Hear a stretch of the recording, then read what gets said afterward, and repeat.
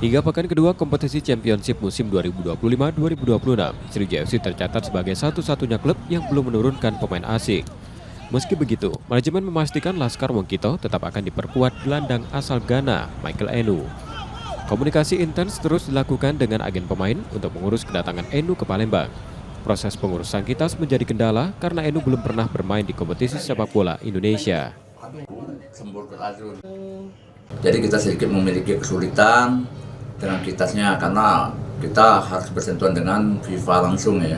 Jadi makanya kita agak sedikit rumit dan agak sedikit banyak terkendala untuk membawa Enu. Tapi yakinlah kita pasti akan memiliki Liwirus Enu, pemain asing itu akan segera merapat ke Sriwijaya. Tapi mohon maaf, mohon bersabar para supporter. Untuk pemain asing kita masih dalam proses saat ini. Manajemen berharap dokumen izin tinggal terbatas tersebut dapat segera rampung agar sang pemain bisa segera bergabung dengan skuad Sriwijaya FC. Nur Muhammad, Kompas TV, Palembang, Sumatera Selatan.